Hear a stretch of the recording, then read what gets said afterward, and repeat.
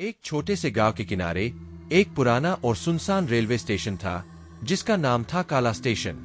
गांव वालों का मानना था कि इस स्टेशन पर रात के समय भूत प्रेतों का वास है।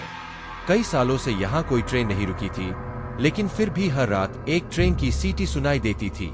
एक रात एक यात्री जिसका नाम रघु था काला स्टेशन पर पहुंचा।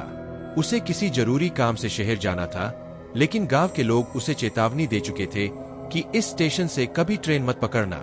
रघु इन बातों पर यकीन नहीं करता था। उसे भूत प्रेत जैसी कहानियों पर हंसी आती थी।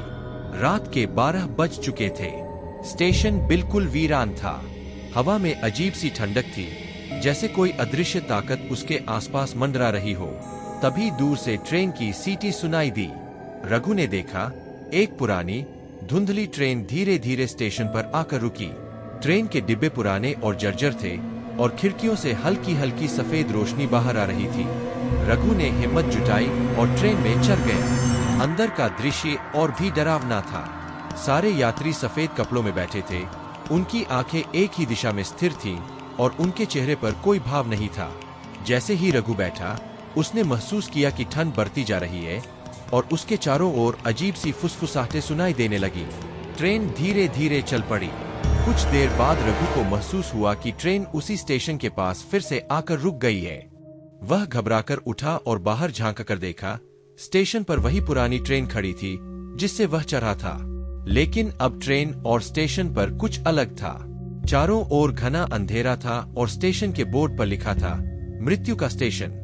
रघु के शरीर में एक ठंडी लहर दौड़ गई। अचानक उसने महसूस किया कि ट्रेन में बैठे यात्री उसकी ओर घूर रहे हैं।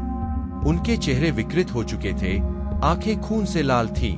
रघु ने भागने की कोशिश की, लेकिन जैसे ही वह दरवाजे के पास पहुंचा, दरवाजा बंद हो गया।